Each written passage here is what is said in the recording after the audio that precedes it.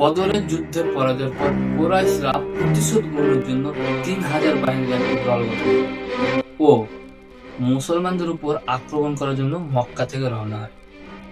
আর মুসলমানরা মদিনা রক্ষার জন্য সাহাবীদের নিয়ে একটি দল গঠন করে।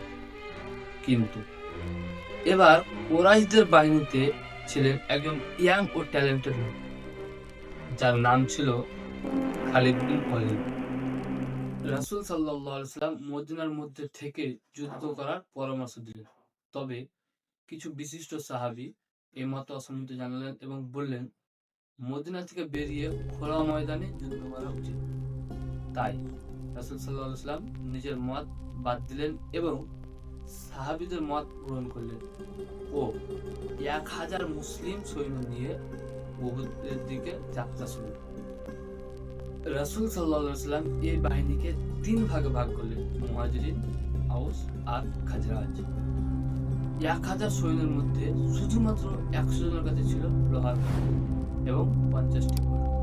এই বাহিনীর বিরুদ্ধে ৩,০০০ সৈন্যের মক্কার বাহিনী উহুদ প্রান্তরে এসে পৌঁছাল এবং মুসলমানদের অপেক্ষা করতে থাকল।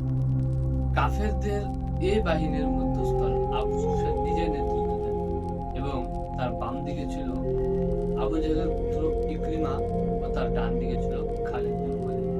মক্কার ৩,০০০ বাহিনীর সাথে যুদ্ধের জন্য যখন মুসলিমরা উহুদ প্রান্তরে এসে পৌঁছায়, তখন আব্দুল্লাহ ইবনে উবাই, সব থেকে বড় মুনাফিক, বলল, আমরা তো এই যুদ্ধ করব না। এই বলে সে ও তার ৩০০ জন সাথী উহুদ প্রান্তর থেকে ফিরে গেল। এখন মুসলমানদের সংখ্যা হয়ে দাঁড়ালো শুধুমাত্র ৭০০ জন। রাসূল সাল্লাল্লাহু আলাইহি ওয়াসাল্লাম ৫০ জন সাহাবীকে পাশের একটি পাহাড়ে দিলেন, যেন কুরাইশরা পিছন থেকে আক্রমণ করতে না পারে।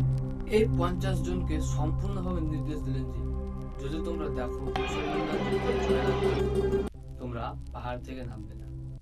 আর যদি দেখো মুসলমানরা যুদ্ধে হেরে গেছে এবং পাখিরা তাদের গোশতকে ছিঁড়ে ছিঁড়ে খাচ্ছে, তবুও তোমরা পাহাড় থেকে নামবে না। কাফেরদের মধ্য থেকে তালহা ইবনে আবি তালহা এগিয়ে আসে ও মুসলমানদের মধ্য থেকে জুবাইর এগিয়েছেন এবং তাকে এক মুহূর্ত সময় না দিয়ে জাহান্নামে পাঠিয়ে দেন। এরপরে তার ভাই উসমান বিন আবি তালহা এগিয়েছে ও তাকেও হামজা ইবনে আব্দুল মুত্তালিব হত্যা করে দেয়। এরপর কাফেরদের মধ্য থেকে আবারও আবু সাদ এগিয়ে আসে ও তাকেও আলী।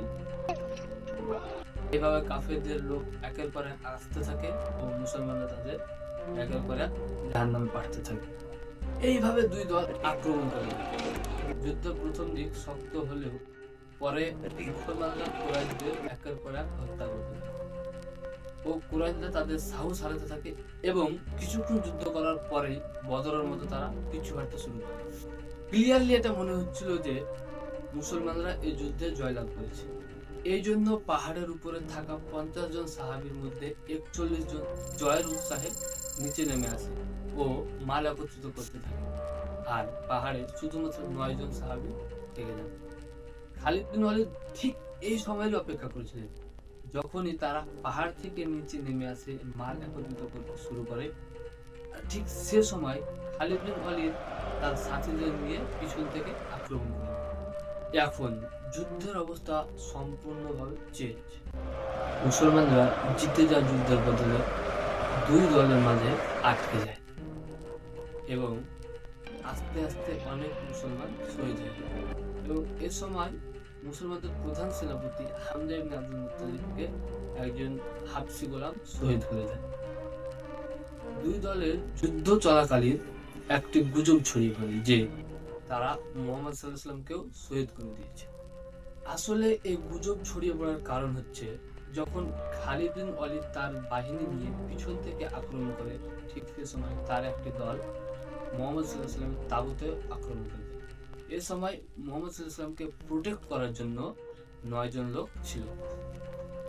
যুদ্ধ এই অবস্থায় পৌঁছায় যে মুহাম্মদ সাল্লাল্লাহু আলাইহি ওয়াসাল্লামের দাঁত শহীদ হয়ে যায় এবং ৯ জনের মধ্যে ৭ জন শহীদ হয়ে গেলে কাফেররা মনে করে তারা মুহাম্মদ সাল্লাল্লাহু আলাইহি ওয়াসাল্লামকেও শহীদ করে দিয়েছেন। আসলে তারা মাসআব ইবনে উমারকে শহীদ করে, আর যার চেহারার সাথে মুহাম্মদ সাল্লাল্লাহু আলাইহি ওয়াসাল্লামের চেহারা অনেক মিল ছিল। এর মাঝে মুসলমানরা কোনো রকমে সেখান থেকে পিছিয়ে আসে এবং মোহাম্মদ সাল্লাল্লাহু আলাইহি ওয়াসাল্লামকে প্রোটেক্ট করে পাহাড়ের উপরে নিয়ে যায় এবং সেখানে আবারও নতুন করে প্ল্যান করে যুদ্ধের জন্য প্রস্তুত হয়। কুরাইশদের ঘোড়া পাহাড়ের উপর চড়তে থাকে আর ঘোড়া ছাড়া কুরাইশরা দুর্বল হয়ে পড়ে এবং মুসলমানরা তাদের উপর তীর নিক্ষেপ করতে শুরু করে। এই সময় আবু সুফিয়ান বলে, ব্যাস এতটাই যথেষ্ট, এবার আমরা এখান থেকে মক্কায় ফিরে যাব। যাওয়ার পূর্বে সে উমর ইবনে খাত্তাবকে জিজ্ঞেস করে, আমরা কি সত্যি মুহাম্মদ সাল্লাল্লাহু আলাইহি ওয়াসাল্লামকে হত্যা করতে পেরেছি? তখন উমর ইবনে খাত্তাব বলেন, না, তিনি এখনো সম্পূর্ণ সুরক্ষিত আছেন এবং তুমি যা বলছো তিনি তা শুনতে পাচ্ছেন।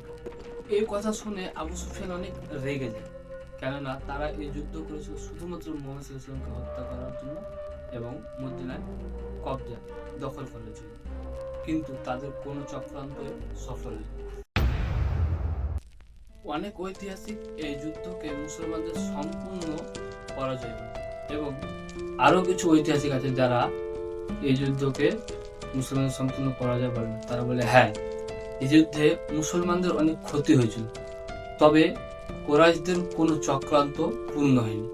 এই যুদ্ধে মুসলমানদের ক্ষতি হয়েছিল ঠিকই, বাট তারা একটা জিনিস শিক্ষা পেয়েছিলেন যে যুদ্ধের সময় কখনোই প্রধানের আদেশের অমান্য করা যাবে না। আর ঠিক পরে তারা অনেক বড় বড় সাম্রাজ্যের সঙ্গে যুদ্ধ করে, তবে কখনোই কোনো প্রধানের বিরোধিতা করেনি। মক্কার এই বাহিনী তো ফিরে চলে যায়, তবে এবার আবু সুফিয়ান সমস্ত আরব থেকে 10,000 সৈন্যের একটি বাহিনী নিয়ে মুসলমানদের উপর আক্রমণ করার পরিকল্পনা করে।